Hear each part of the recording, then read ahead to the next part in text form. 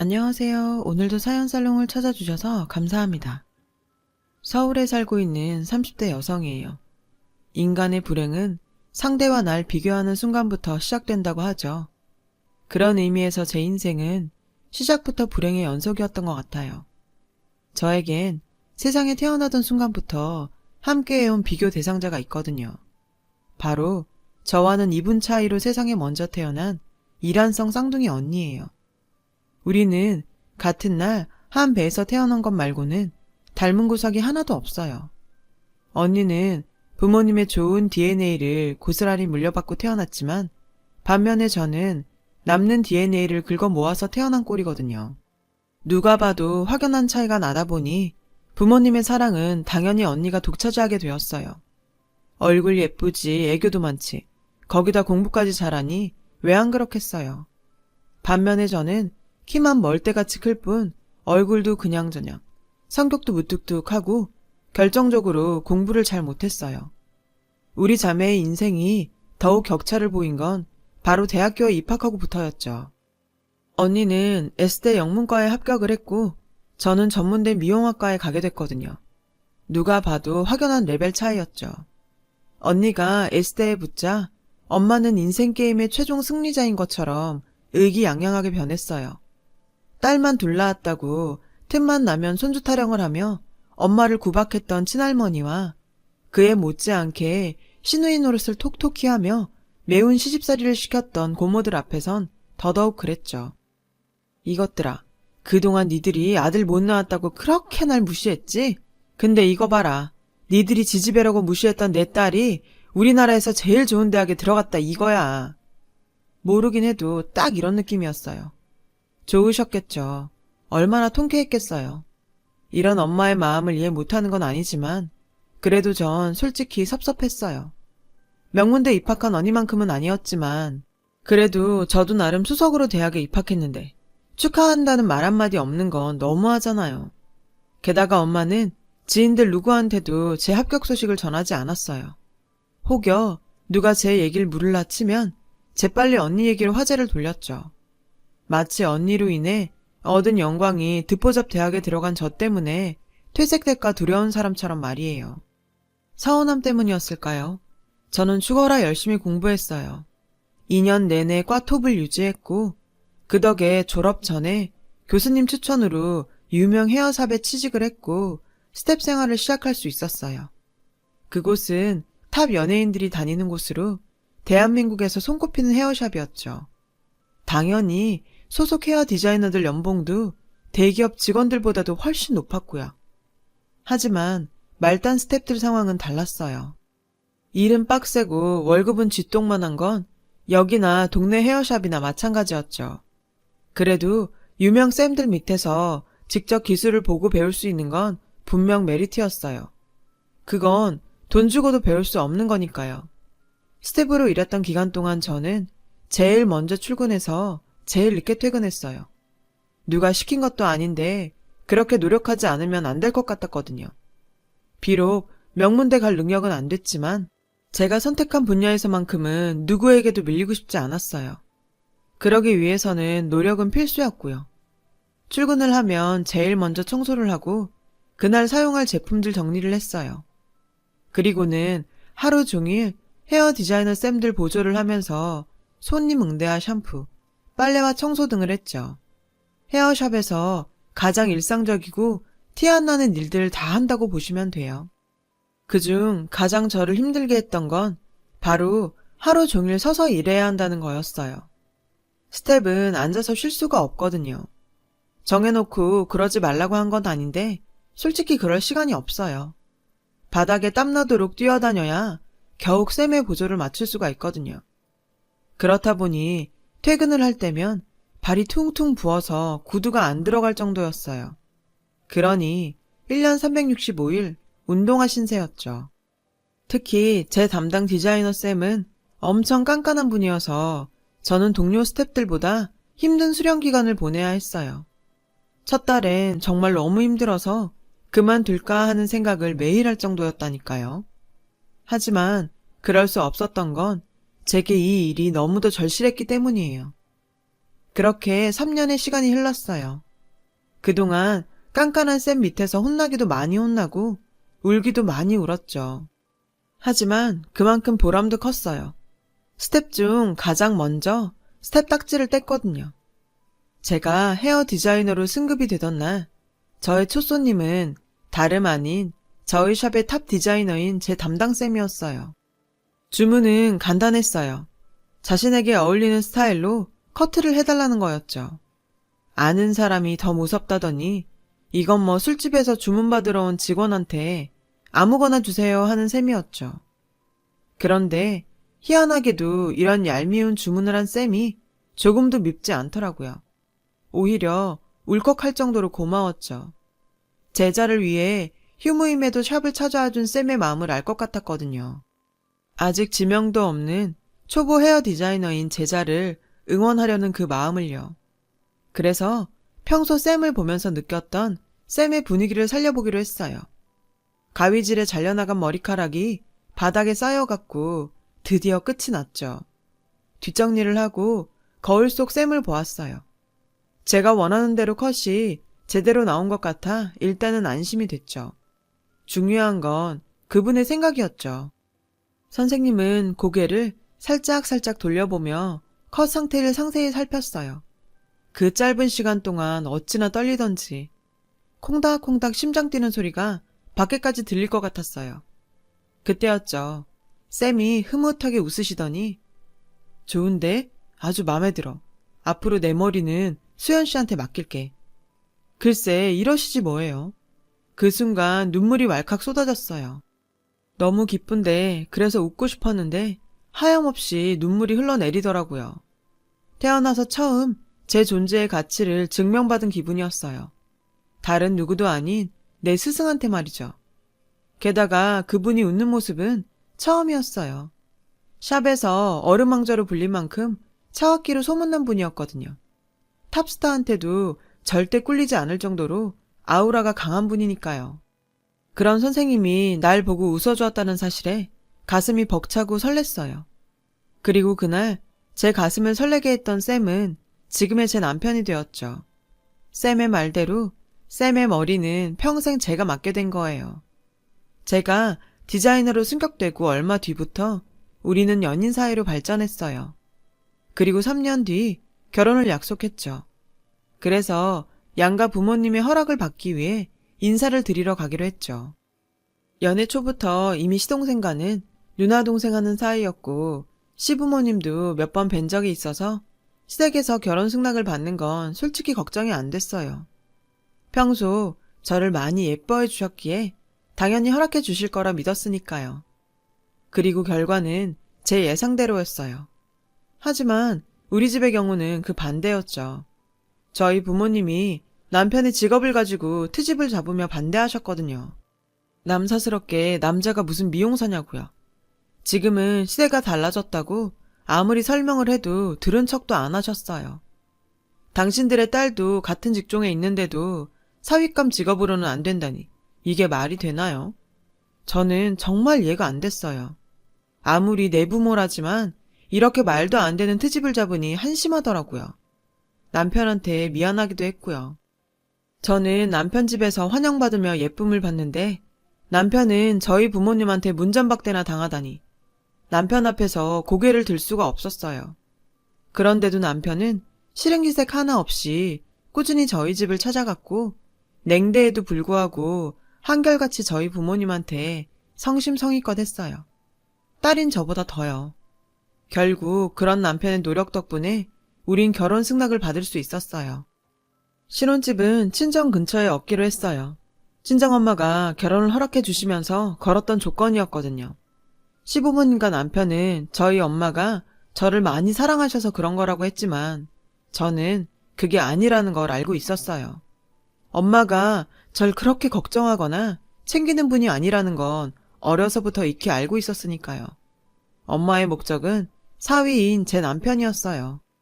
모임 나가기 전 공짜 머리를 할 때라던가 김장할 때 배추 헹구거나 양념 버무릴 일손이 필요하다거나 택시비를 아껴줄 공짜 기사 필요할 때 곁에 두고 부려먹을 요량이었던 거죠. 엄마한테는 꽁으로 부려먹을 머슴 같은 사위가 필요했던 거예요. 솔직히 화가 났지만 아들 없는 처가에서 아들 노릇 할 수 있어서 다행이라는 남편을 보며 할 수 없이 참기로 했죠. 장인 장모의 사랑 대신 내가 더 내 남편을 위해주면 되리라 생각하면서요. 그러다 보면 엄마 아빠도 언젠가는 둘째 사위의 마음을 알아주시지 않을까 하는 생각도 조금 했고요. 결혼하고 얼마 뒤 우리 부부는 다니던 헤어샵을 그만두고 집 근처에 가게를 오픈했어요. 규모도 작고 홍보가 덜 된 탓에 고전을 면치 못했지만 실력만큼은 자신 있었죠. 그렇게 한두 달 적자로 버티다가 다행히 수년간 남편한테 머리를 해온 연예인이 샵에 방문하면서 입소문을 타게 됐어요. 스텝도 여럿 두게 됐고 지금은 강남이 아님에도 예약하기 힘든 헤어샵이 됐죠. 개업하고 3년 만의 성과였어요. 이제는 꽃길만 걸으면 된다 생각했던 그때 생각지도 않은 일이 생겼지 뭐예요. 언니의 결혼 이후 엄마가 형부와 제 남편을 차별하기 시작한 거예요. 언니는 저보다 2년 늦게 결혼을 했어요. 형부는 영국인으로 언니가 강의 나가고 있는 대학의 교환 교수예요. 엄마는 외국인의 대학 교수인 큰 사위를 엄청 떠받들었어요. 철철이 홍삼을 다려 먹이는 건 기본이고 한식이 입에 맞을지 걱정이라며 손이 많은 궁중요리도 해다 바칠 정도였죠. 그뿐인가요? 어딜 가든 그놈의 교수 사위 타령을 하며 자랑을 해댔어요. 누가 보면 엄마 아들인 줄 알겠다니까요. 그래요. 100번 양보해서 그럴 수 있다 쳐요. 근데요, 다른 건 몰라도 먹는 거 가지고 사람을 차별하면 안 되죠. 불만이 쌓여가던 어느 날이었어요. 남편이 오픈 준비를 하다 말고 저희 집에 갔다 온다며 헐레벌떡 나가지 뭐예요. 저희 엄마가 또 호출을 하신 거였죠. 하필 예약도 더 많은 날인데 말이에요. 저는 우리 집 일 때문에 나가는 거라 뭐라고 하지도 못하고 시계만 보며 전전긍긍 남편을 기다리고 있었어요. 그런데 나간 지 3시간이 넘었는데도 돌아오지 않는 거예요. 제 전화도 안 받고요. 하는 수 없이 남편 앞으로 잡혀있는 예약들을 일일이 전화를 걸어 사과를 하곤 취소를 했죠. 생각 같아선 엄마한테 전화해서 한바탕 해대고 싶었지만 일단 꾹 참고 있었죠. 그러다 직접 친정에 가봐야겠다 싶던 그때 남편이 파김치가 돼서 돌아왔어요. 먼지를 잔뜩 뒤집어 쓴 채 말이에요. 여보, 꼴이 그게 뭐야? 도대체 어디서 뭘 하다 왔길래 이 모양이야? 남편은 대답할 기운도 없다며 그대로 소파에 들어 눕더군요. 그리고는 아직 한 끼도 못 먹었다고 짜장면이라도 시켜달라지 뭐예요. 순간 열이 확 오르더라고요. 이 시간까지 엄마가 밥도 안 줬어? 도대체 지금까지 뭘 했는데? 얘기를 들어보니 허리 아픈 아빠 대신 창고방 도배를 해주고 왔다더라고요. 기가 막혔어요. 아니, 그렇게 일을 부려먹었으면 적어도 밥은 먹였어야죠.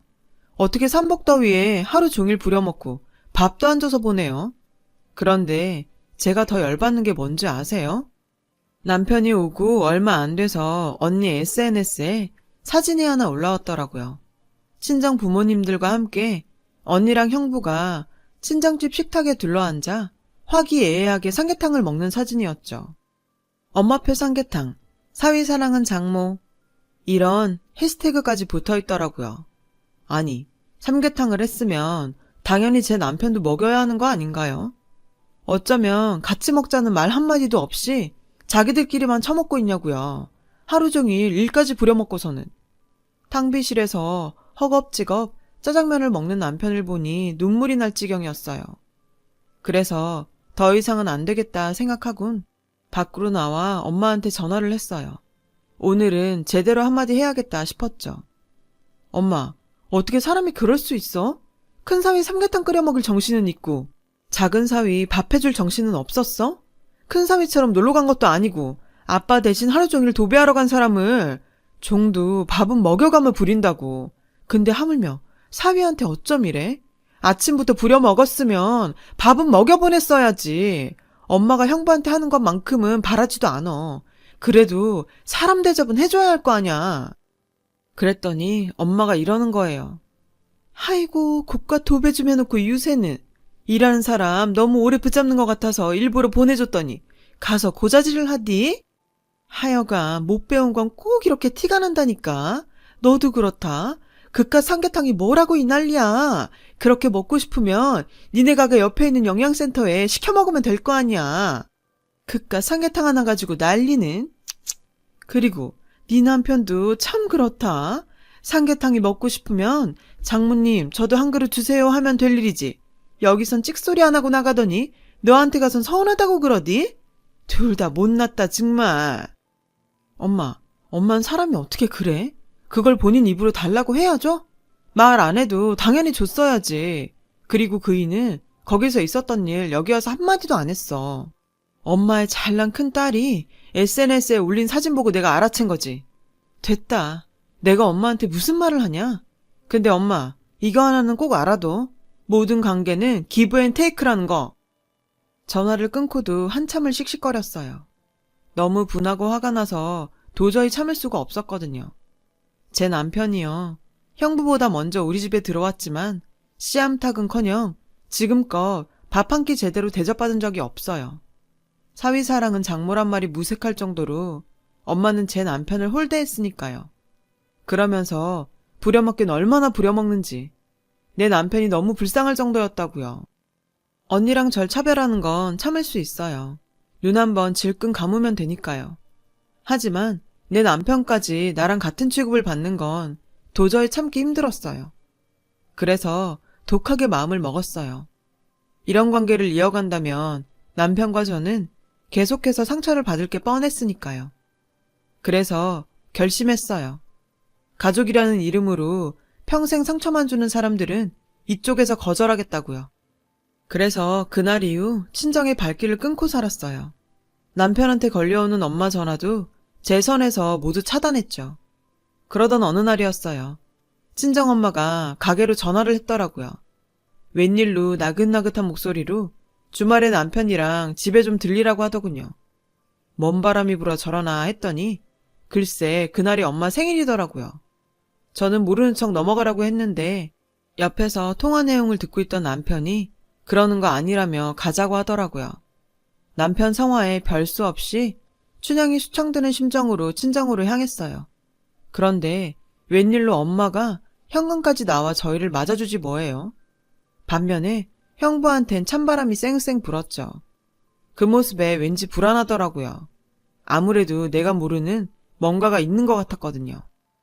엄마는 밥을 먹는 내내 불편할 정도로 제 남편을 챙겼어요. 손수 반찬까지 놓아주면서 우리 사위 노래를 부르더라고요. 이쯤 되니 무섭기까지 했어요. 뭔가 꿍꿍이가 있는 것 같았거든요. 그런데 아니나 다를까 엄마가 이러는 데는 이유가 있더라고요. 얼마 전 영국에서 사돈내외가 오셨는데 사부인이 그렇게 언니를 못마땅해 하더라는 거예요. 표정에 확 드러날 정도로요. 알고 보니 언니는 그동안 시어머니한테 괴롭힘도 당하고 심지어 인종차별까지 당했던 모양이에요. 엄마는 지금껏 이런 상황을 몰랐다가 우연히 그 광경을 목격하게 됐고 광분한 엄마는 형부한테 따졌다나 봐요. 근데 평소엔 한국말을 잘하던 형부가 못 알아듣는 척 상황을 회피하더래요. 믿는 도끼에 발등을 찍힌 거죠. 그 길로 엄마는 언니한테 이혼을 하라고 다그쳤고 남편 덕분에 교수 사회에 발을 들일 수 있었던 언니는 죽어도 이혼은 못한다고 발악을 하더래요. 내가 누구 때문에 이러고 사는데 무식하고 돈 없는 엄마 아빠 때문이잖아. 부모 잘 만난 동기들은 나보다 못났어도 진작에 전임자리 차고 교수 됐어. 근데 뭐? 이혼을 하라고? 나한텐 비빌 구석은 이기적인 남편 새끼 하나인데 내가 어떻게 이혼을 해? 난 죽어도 못해. 안 해! 이런 상황 때문에 엄마는 얄미운 큰 사위 보란 듯이 제 남편을 챙기게 된 거였어요. 아주 웃기지도 않더라고요. 자기들 일은 자기들끼리 해결할 것이지 중간에 내 남편은 왜 끼워넣는데요? 하도 불편해서 밥이 입으로 들어가는지 코로 들어가는지 모를 정도였죠. 그렇게 불편한 저녁 식사를 마치고 선물 증정식이 있었어요. 형부는 안주머니에서 작은 보석 상자를 꺼내 엄마한테 내밀었어요. 그걸 본 엄마는 내심 기뻐하더군요. 그런데 상자를 열어보니 딸랑 머리핀이 하나 들어있지 뭐예요. 딱 봐도 싸구려 길거리표였죠. 순간 엄마 얼굴이 사납게 일그러졌어요. 형부는 고작 머리핀 하나 사와놓고는 생색을 그렇게 내더라고요. 장모님한테 어울리는 디자인을 찾느라 남대문 시장을 10바퀴나 돌았다면서요. 솔직히 놀랄 일도 아니었죠. 문화 차이인지 뭔지는 잘 모르겠지만 형부는 늘 소박한 선물을 해왔거든요. 하지만 일련의 사건이 있는 터라 엄마는 내심 기대를 했었고 그래서 형부의 행동에 그날따라 유독 표정 관리가 안 됐던 거였죠. 그 모습을 본 남편은 저를 툭 치더라고요. 엄마 기분 풀리게 얼른 선물을 드리라 이거죠. 저는 가방에서 돈 봉투를 꺼내 내밀었어요.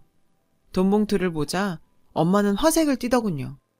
이런 건 바로 확인해야 한다며 봉투를 열던 엄마는 두 눈이 휘둥그레졌어요. 봉투엔 500만 원짜리 크루즈 여행권이 들어있었거든요. 엄마는 좋아서 입이 다물어지지 않았죠. 어머머, 내가 실수를 했네. 엄마, 미안. 내가 봉투를 잘못 꺼냈나 봐. 이건 우리 시어머님 드릴 선물이거든. 엄마 건 이거야. 엄마는 현금 좋아해서 현금으로 넣었어. 괜찮지? 저는 엄마 손에 들린 봉투를 빼앗고 10만 원이 든 돈 봉투로 바꿔드렸어요.